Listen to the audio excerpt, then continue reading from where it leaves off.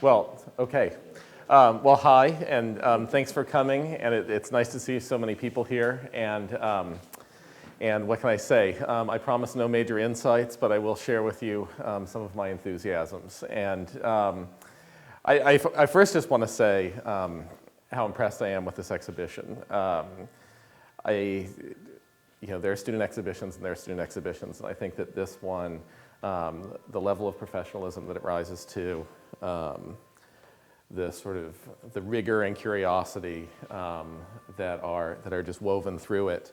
I really find the show inspiring, and I was telling Nitsan earlier that I wish this show could travel, because if you look at this material, there are a fair amount of places around the United States where you can find bits and pieces of it. So there will be one institution that has one of the portfolios, another institution that has another one of the portfolios. But the opportunity to really have the breadth of this work and the effort that has gone into truly mining an archive in an exhibition that it was about creating an archive to be mined in some ways, I just think is so wonderful.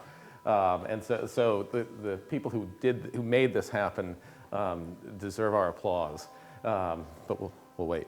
I also would just want to make kind of an odd connection.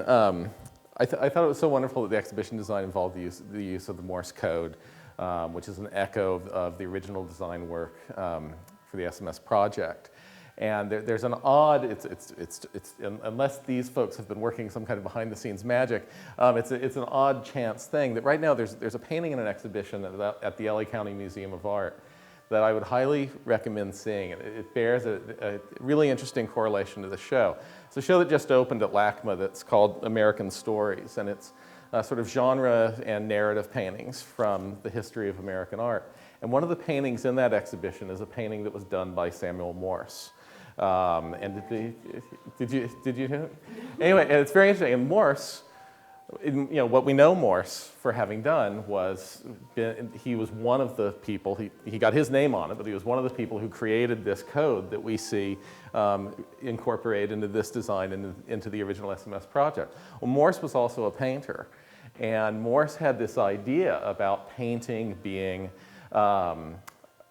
a kind of cultural instrument, an educational tool, a way of changing the society. And this painting that is at LACMA is a painting that Morse did in 1833, and it's a painting of sort of his vision of the Louvre in Paris. Only it's not the Louvre in Paris, it's sort of his redrawing of the Louvre, in which all of the works that he thought were the most important paintings throughout the Louvre were hung salon style in one room.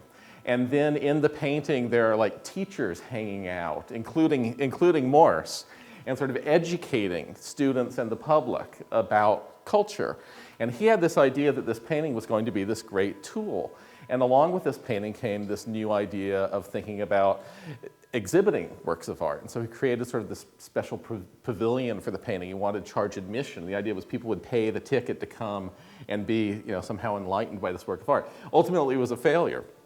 And Morse wound up sort of going on to other pursuits, including working on the development of the American Telegraph and the creation of this code. And so I just think it's great that we have this exhibition that deals with exhibition design and presentational issues in terms of dealing with work that was disseminated in an alternative way, that bears this strange connection to this code that came in some ways out of the failure of another kind of presentational exhibition program.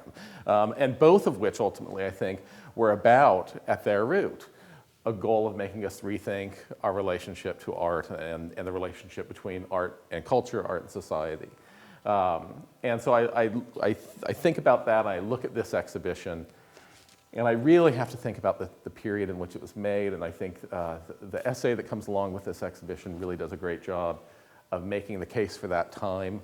And it's a case. We're talking about a period that some people in this room remember. It's a period it's a period when my mom remembers me being born, and it's a period when some of us only see in movies or something. But I think one of the things that's very interesting about this exhibition to me is the number of artists who participated in this. And I think about trying to get a group of artists like this today. There are some people in here who were unknown and largely remain unknown. There are some people in here who were of an incredible stature. I think about trying to pull together a group like this today and getting them to cooperate in this kind of project. I cannot imagine it. And I think that this really speaks very much to the period in question, that you have artists who were interested enough, though many of them were already quite invested in a kind of standard market system, but who were interested enough in the idea of a kind of alternative means of production and dissemination that they were willing to go into it. And you look at someone like Lichtenstein, who did this great folded hat over here. I think this piece, one of the things that's interesting to me about it is the way it speaks to us about working within the program. How do I make something that is a Lichtenstein, that is really a dynamic sort of object that one can have a curious kind of intimate relationship with, and that also, solves the really hard problems, like how does it travel, okay? How does it fold? And how actually that problem, for me, ultimately results in the production of an object where those problems actually feed into the metaphor of the work itself. Because when I look at this hat, I think very much about the period in which it's made. I think about Hunter S. Thompson talking about the sort of shift that occurs at the end of the 60s as we move into the early 70s, moving from a more sort of fantastic and utopian vision towards a darker vision. Thompson writes about the idea of a wave that people thought that they were riding, and then they began to sense the wave cresting. If we think about it in sort of rock and roll metaphors, we might talk about it as the shift from Woodstock to Altamont. And here, and this hat for me, which seems very decorative and playful, but something that results from the folding is that if you start to look at the lines and the way that the water aligns with these sort of industrial lines that are suggestive of a boat or a ship, that this thing is both sort of floating, sailing and sinking at the same time. And all of that comes out of the folding that was necessary to make this work, that would fit in an envelope, that would fulfill this project. And so that kind of relationship to me, a kind of functional and really semiotic relationship ultimately, is a very interesting proposition. I think you see that coming up again and again in this show. If we look at Kossuth, I mean, to me, what's so curious about these is they're like the perfect Kossuths. I mean, it was actually within a framework that necessitated an almost complete dematerialization, and that really lended itself to the production of ephemera that I think in some ways Kossuth, truly reached it at a moment in which other modes of production and display likely would not have afforded or even inspired this kind of production, even by someone who was such a far-out thinker. And so I'm very curious about that. And I think you see that again and again. And I had to come down here and take these. You guys were terrible with these dots and dashes, because how am I supposed to do a walkthrough? So I had to take these notes, and I had to type dots and dashes so I know which drawer to go through. Right. Yeah, they are numbers. So like here. So I need. Let's see how good my notes were. There we are. Walter de Maria. The idea of enfolding within a project that is about dealing with the problems of exhibition, a project that is actually about, in some ways, dealing with the problems of exhibition itself, trying to bring a work into an exhibition context. And one of the things that's curious about this is we could argue that in some ways the sort of subject matter of this piece, the issue of trying to produce a work that is to be included in an exhibition at a major, really authoritative venue, a traditional exhibition context, that actually becomes sublimated, and that ultimately the more important work is the ephemera. And so there's this complete hierarchical shift. It's perfect, I think it's perfect for someone like de Maria,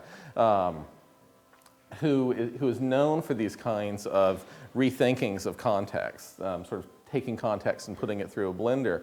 But often, what de Maria did strangely, I think, in attempting to challenge traditional ideas of exhibition space, was he really arrived in the end at incredible spectacles and at these incredible material expenditures. And in some ways, I think, like Kossuth, we maybe get something that is purer, sort of to the du Maurier ethos, actually, in the production of this piece of ephemera. I've got too many favorites here, so I'm going to have to go. Quickly. What shall I choose? Bruce Conner. Okay. Did I get it? No.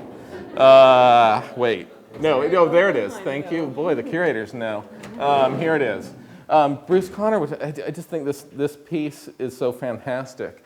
I think this is the legal tender, which are these sort of hand-drawn scribble, maze, Rorschach, wads of money. And I think it's one of the things I think it's about it that's interesting is it's perfect Conner. And I think one of the things that you really see in this whole project is both the extent to which artists found ways to work with it and the extent to which the project found ways to work with artists. I think this archive is really evidence of that kind of laboratory spirit that was set up, that this was really a project that was about a facilitation of artistic vision.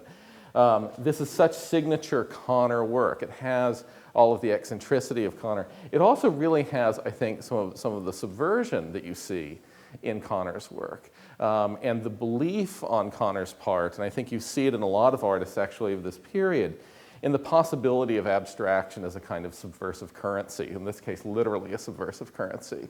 I think nowadays we tend to think of abstraction as maybe having once, in its sort of in its early years, in its inception, having had radical potential and having evolved over time into something that was somewhere between sort of status quo and simply decorative and tasteful. When in fact, it's had this kind of ride, and actually this is really work that's being made in a period when a lot of artists who were experimenting with the boundaries of abstraction really thought that there were political implications to this. And I think in this case, taking abstraction into the terrain of sort of counterfeiting American currency, you think about, this is a time when people are thinking about where are our dollars going, okay? What is our money doing in the world? So this thing that seems relatively benign and playful actually has for me, it has much greater ramifications.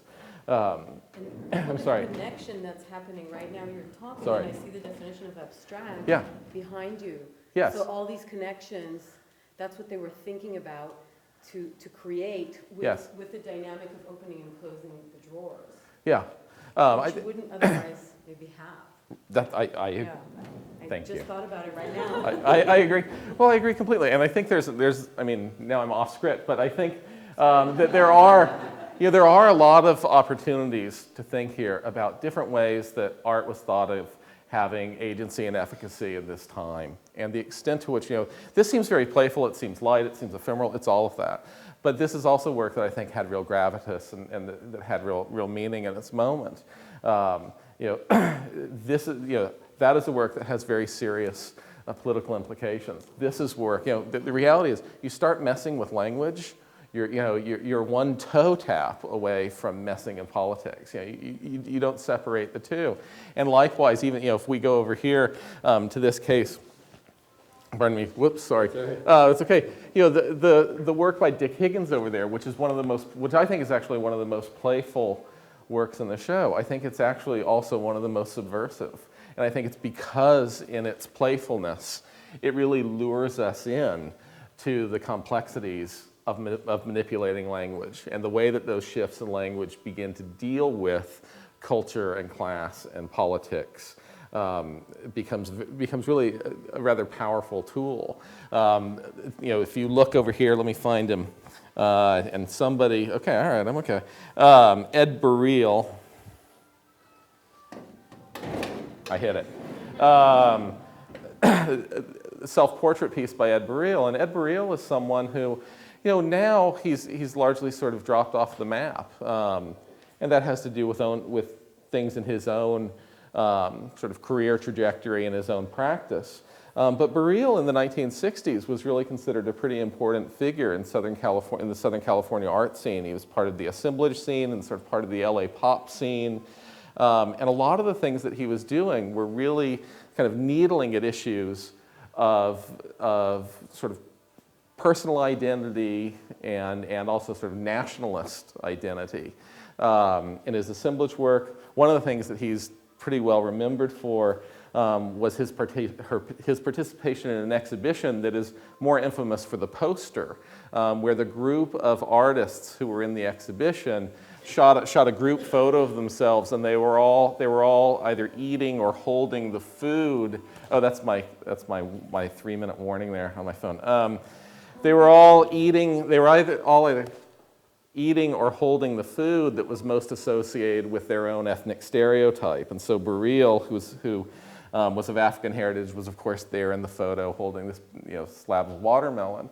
And so he's someone who very early on, he was really sort of ahead of the arc of the whole sort of identity politics thing that begins to emerge in this period. And once again here, a very playful use of an image, and ultimately the use of the titling of an appropriated image in order to serve an end.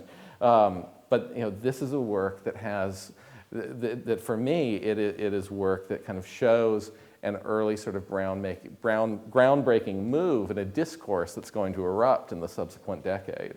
So there's all kinds of things in this show throughout, things that are really little gems that are both, I think, very much indicators of where art was, where artists were in their minds in terms of thinking about alternative modes of production, alternative modes of networking, but also, I think, really about where art was going as we moved into what this show tells us a lot about, which is actually really sort of the post-minimalist epoch. I mean, I feel like this show this show could be a textbook. It's really that rich of a sampling of the art of the period. I will say a couple of quick things, and then I'll shut up. And that is about really, I think, the importance of putting this in the period. And again, I think the essay that comes with the show does a great job. This is a period when we have the Art Workers Coalition, picketing the Museum of Modern Art in New York. This is a period when we have artists who are forming groups to question both the market system and also the transparency of the network of art institutions in the United States and in Europe. This is a period where, pretty soon, in the wake of this project, and I don't mean to suggest a cause and effect, like they did this and then the world erupted, but rather to suggest that this work, what this work really fits into. This is work that is of a period when we see another kind of alternative in something like the establishment of Woman House in Los Angeles, which is another whole way of thinking about exhibition and the production of work within a certain kind of context. This is a work this is a project that precedes a group like OSCO going and making a performative work by tagging the names of the participant artists on the side of the Los Angeles County Museum of Art. And one of the things I think about that work that in some way parallels this is that it's work that was challenging, it was work that was alternative, and it's work that ultimately then, as does this, find its way back into the institution. And it's not really ultimately, I think, because the work is being co-opted, which would be a more cynical take. It's because the work demands reckoning with. And I think in this case, because what you see is a kind of institutional recognition that challenging work has to be addressed. And I think that's really to the credit of both the curatorial team and the museum for doing this project. This is work that's being made shortly before we'll have someone like Hans Hake doing works that look at the corporate connections of trustees at the Guggenheim, or asking visitors to the Museum of Modern Art to use a sculpture to cast votes for how they feel about the American foreign policy in Southeast Asia.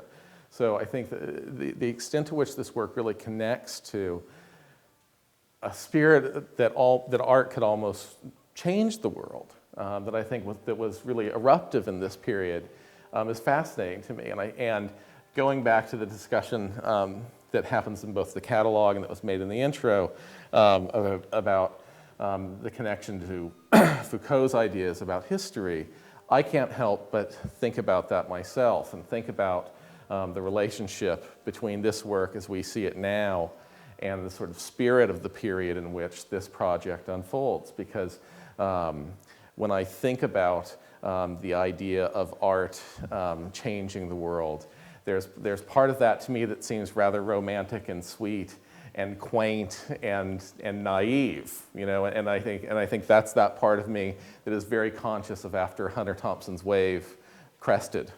But then what I would also say is I think it goes both ways.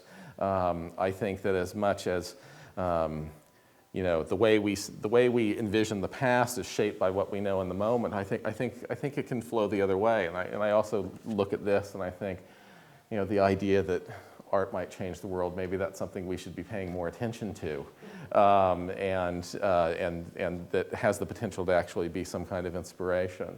And so I'm going to leave it at that because I think that's where this show ultimately leaves me. And this show is such a pleasure. Thank you. Thank you. Yeah.